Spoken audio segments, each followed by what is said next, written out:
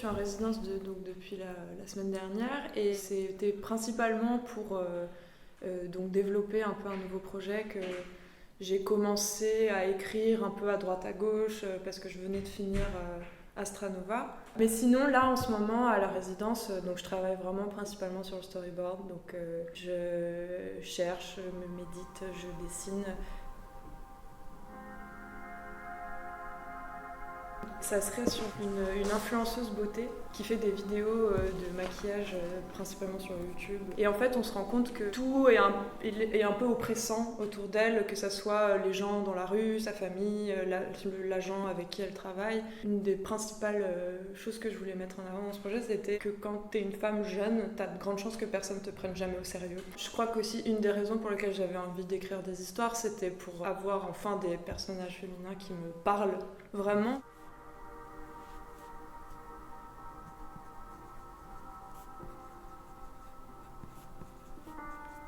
Il y a aussi un truc, c'est que tes deux premiers bouquins, c'est de la science-fiction, même si c'est plus un décor qu'autre chose. Là, t'es ancré dans un contexte contemporain et du coup, ça va être beaucoup plus exigeant pour toi, en fait, de mettre ton personnage, en tout cas, dans la vraie vie. Mais en fait, je trouve un peu chouette et énervant, c'est que j'ai l'impression quand même de parler toujours un peu des mêmes sujets de fond, mais que ça prend une forme différente. Pour moi, c'est ça être un auteur, en oui, fait. Oui. Un auteur, c'est comme ça que c'est pas un faiseur, en fait. C'est quelqu'un qui travaille ses thématiques et qui les aborde par différents axes. Et moi, c'est pour ça que j'ai envie de suivre des auteurs et des autrices avec un grand A. C'est parce qu'il y a une identité qui se dégage de leur boulot, quoi.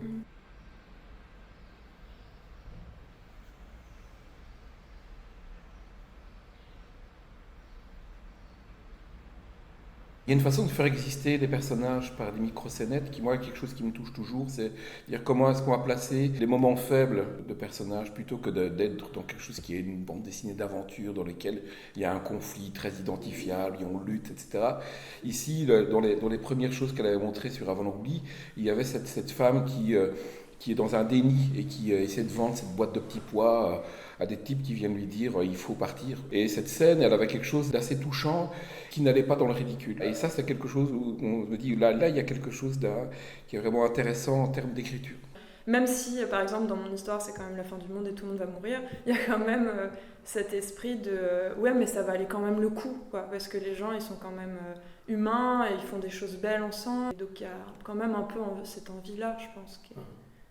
Oui, montrer une forme de micro-quotidien en fait. Qu'est-ce que ça peut être si on retire les couches de la science-fiction spectaculaire, comment se passe une journée au quotidien dans un monde futuriste. Et donc il y a une forme de spéculation qui est là, est assez intéressante et qui rejoint un peu ce qu'on a toujours voulu en regardant les films de Star Wars par exemple, qui est ok, une fois que la navette est passée, qu'est-ce qu'ils font après les gens, qu'est-ce qu'ils vont faire dans la cuisine, ce genre de choses. Voilà, et on est dans un moment de l'histoire où on peut faire des récits plus longs, on peut faire des récits qui font descendre le niveau de pression sur l'action et donc dans lesquels ce genre de choses spécifiquement peut arriver.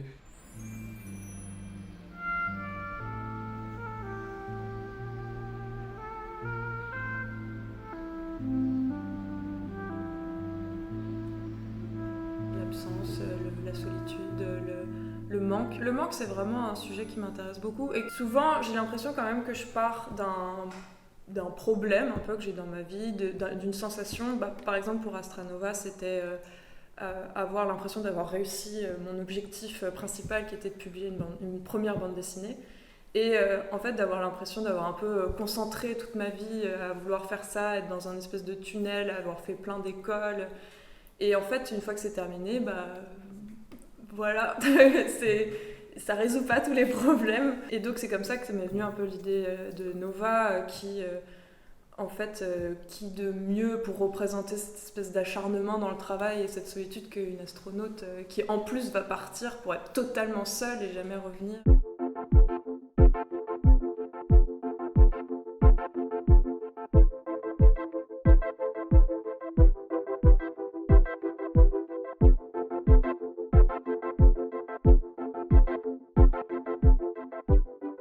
C'est que j'ai l'impression qu'à chaque fois c'était un peu par hasard que je faisais de la science-fiction parce que moi j'ai pas spécialement beaucoup de références en science-fiction, je lis pas beaucoup de science-fiction, je vois beaucoup de films mais beaucoup de blockbusters avec mes parents à la télé le soir on regardait le 5e élément, Blade Runner, voilà. Et donc il y a quand même une petite affection. Et je pense qu'au départ, en tout cas pour Avant l'oubli, c'était un peu un prétexte. Enfin, pour les deux, c'était un prétexte, mais pour Avant l'oubli, c'était un peu un challenge personnel. Je me dis, ça serait amusant que je parte d'une histoire où on a l'habitude qu'il y ait beaucoup d'action, donc les films de science-fiction, et qu'ensuite j'en fasse totalement autre chose.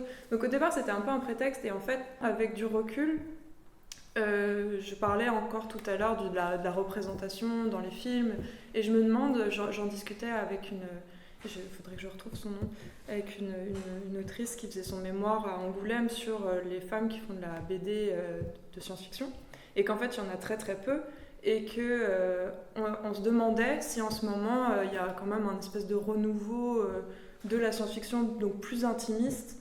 Notamment je pense à Julie Michelin qui a aussi fait un livre à l'emploi du mois presque en même temps que moi, la même année. Il y a Zoé Sauvage aussi chez Atrabile, je crois, Léa Muraviec aussi avec Le Grand Vide à 2024, et c'est tout ça c'est sorti la même année, donc des jeunes autrices qui font de la BD de science-fiction qui sort un peu du cadre, et donc je me demande s'il n'y a pas inconsciemment quand même un truc de besoin de réappropriation de ce genre et de montrer autre chose, surtout qu'on est dans un contexte assez déprimant et assez inquiétant sur le monde à venir, et qu'en se réappropriant le genre, on se demande pas si on n'a pas envie de montrer un autre futur, quoi, une autre, où les relations humaines sont importantes, où c'est pas que de la fascination des robots et de la technologie.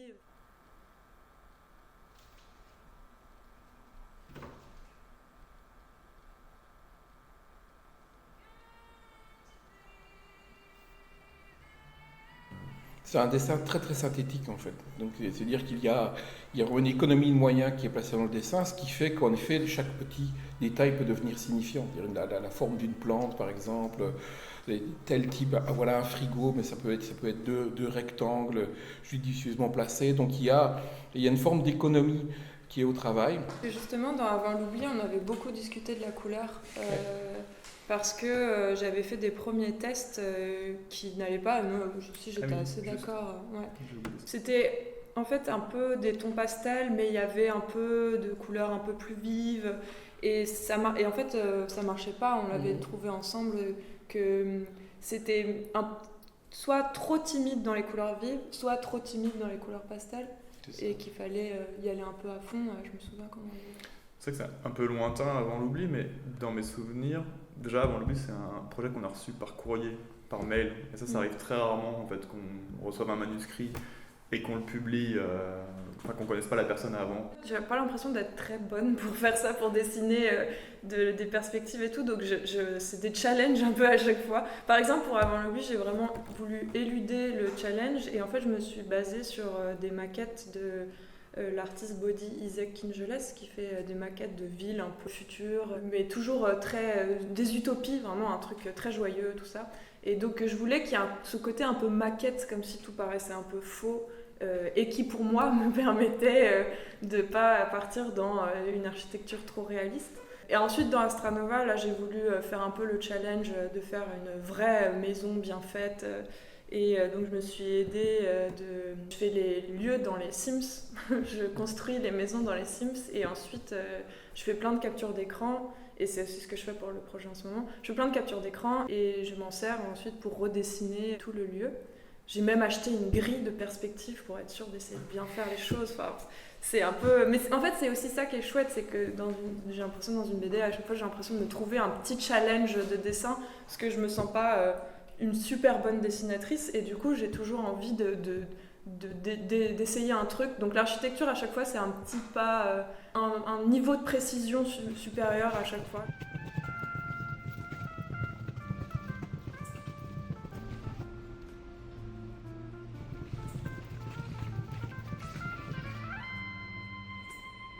C'est un peu comme ça que j'imaginais aussi dans les trucs un peu presque comme de l'animation, quoi, des mouvements découpés, toujours un peu les mêmes cadrages. Ouais, peut-être un truc aussi très simple, ça typiquement c'est le genre de choses que moi je pense que je voudrais bien faire aussi.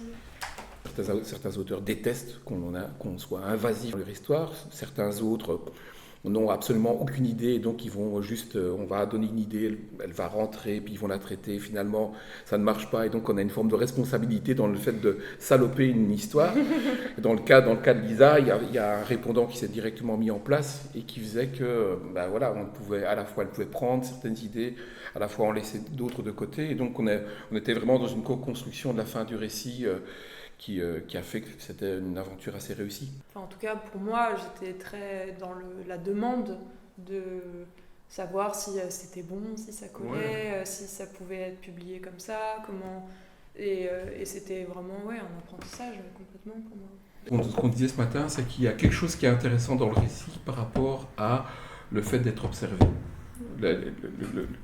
Qui moi, j'ai trouvé particulièrement saillant au moment où elle gare la bagnole avec son père et qu'en fait elle n'y arrive pas parce qu'il y a une forme de stress. Or, c'est quelqu'un qui par ailleurs passe sa vie à se filmer dans beaucoup de circonstances, et donc cette idée du regard de l'autre, le stalker, le père, enfin, il traverse l'ensemble du truc, donc ça me semblait être quelque chose d'important par rapport à la manière dont tu vas terminer le récit. Donc, qu'est-ce qui se passe à ce niveau-là, dans le moment où elle quitte en fait un peu ce truc. Pas mal ces cercles très géométriques que tu places. En fait, c'est les ring lights. Ouais, mais le fait qu'il soit très quasiment abstrait, en fait, ça donne une étrangeté à l'image qui est assez intéressante. Mais la plupart du temps, en fait, on aime bien pouvoir accompagner des récits. Oui, je pense que si on doit faire interventionniste ou pas interventionniste, je pense qu'on est interventionniste, parce que quand on reçoit un manuscrit, un projet, il y a toujours quelque chose, en tout cas, on a toujours un mot à dire, on a un regard critique sur le travail qui est généralement pas terminé en plus. Ouais. Donc c'est difficile d'intervenir une fois que le livre est fini de A à Z. Et après, il y a des auteurs ou des autrices avec qui on travaille sur un suivi de projet, un ou deux, et puis le troisième bouquin, a priori, il n'y a plus grand-chose à dire, parce qu'il y a aussi quelque chose de l'ordre de l'apprentissage, en tout cas de l'échange, qui permet de se perfectionner, ou en fait de comprendre les narrations, comment ça fonctionne, ce genre de choses. Les influenceuses devaient beaucoup plus montrer faire des vlogs et montrer leur quotidien, alors que les influenceurs montraient uniquement que leur travail et leurs projets, et jamais leur maison par exemple. Du coup, j'avais trouvé ça intéressant. Je me suis dit, elle a peut-être des questionnements en fait, parce que c'est le seul truc où elle en parle un peu. Et je me suis dit, elle a peut-être des questionnements un peu féministes, peut-être je pourrais lui en parler. Mais je vais me répondre. Il y a plusieurs, j'ai l'impression que ces derniers mois, il y a eu plusieurs influenceurs qui ont fait des burn-out, d'une part. Ah ça, en ce moment sur YouTube, c'est aussi pour ça que ça m'intrigue, c'est que quasi toutes les influenceuses que je suivais, un peu connues, elles ont toutes fait une vidéo craquage en disant qu'elles en avaient marre, qu'elles en pouvaient plus. J'aime vraiment à chaque fois, c'est que, comme on disait tout à l'heure, j'ai l'impression que vous voyez exactement où est-ce que je veux aller. Et j'ai l'impression que parfois mes histoires, surtout en plus quand on n'a que le texte, comme il n'y a pas d'action concrète et que c'est plus des trucs d'atmosphère, d'ambiance, je trouve qu'il faut avoir de la patience dans la lecture et d'arriver à se projeter. Et pour avoir parlé à d'autres profs, éditeurs ou éditrices, j'ai l'impression qu'il y a quand même assez peu de gens qui, comme vous, comprennent tout de suite de quoi ça parle.